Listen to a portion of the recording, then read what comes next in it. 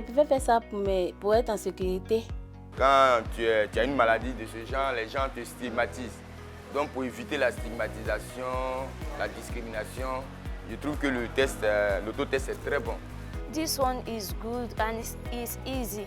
I do it by myself, I do it to myself and I do it with my customers. Le projet Atlas est un projet qui vise à accompagner le ministère de la Santé pour l'intégration des autotests dans le système national.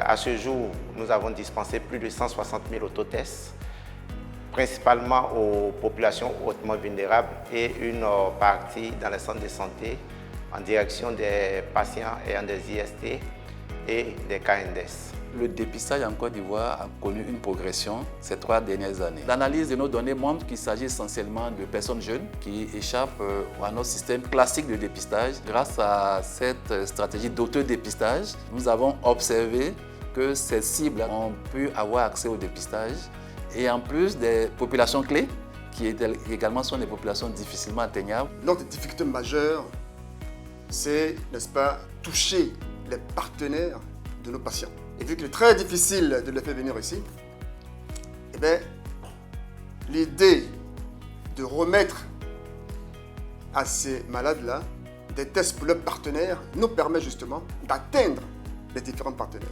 Il y a un parmi les pères qui est placard, qui est bisexuel. Donc quand il a fait son test, il a su sa sérologie et il a même proposé aussi l'autotest aussi à ses multiples copines. On a découvert aussi, à partir de là, comment on a su leur sérologie, puis j'ai pu quand même les intégrer dans des structures de santé. Bien sûr, il était assez bien perçu au niveau de nos différents bénéficiaires, que ce soit les TS, que ce soit les usagers de drogue, que ce soit les hommes ayant un rapport sexuel avec des hommes, que ce soit les transgenres, qui sont des populations stigmatisées et discriminées. Donc il était important que cet outil-là soit disponible, valable et peut permettre éventuellement de toucher aussi d'autres populations que nous n'étions pas capables de toucher dans le cadre de nos activités routinières. Nous adressions des services aussi aux clients des TS, mais ce qui n'était pas toujours évident. La dispensation secondaire a permis de les toucher. C'était plus nous qui entrons en jeu, mais c'était la TS qui devenait maintenant notre allié. Ça permet vraiment à beaucoup de personnes de connaître vraiment les statuts. Au début, on était très sceptiques et je peux dire aujourd'hui qu'on a le plus haut taux d'acceptabilité de l'autotest. Je souhaiterais qu'il y ait une pérennisation à moindre coût.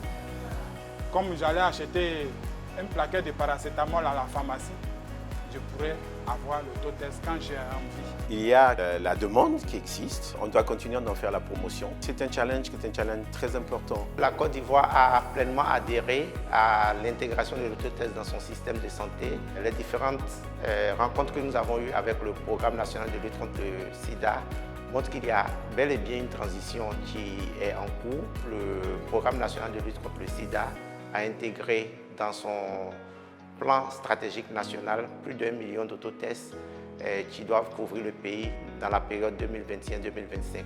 Ce projet nous a donc appris beaucoup de choses, nous a renforcé dans notre conviction qu'on peut aller plus loin, aller vers les populations pour rendre disponibles et accessibles les autotests. Les perspectives, je dirais qu'elles sont bonnes. Nous avons donc les outils élaborés, le guide national d'autotest qui vient justement d'être révisé. Nous avons mis en place un système de distribution au niveau des districts sanitaires. Nous comptons surtout mettre à disposition de l'autotest au niveau du grand public, par les officines de pharmacie privée, parce que nous avons créé le besoin. La DVIH donne le vrai sens au mot empowerment.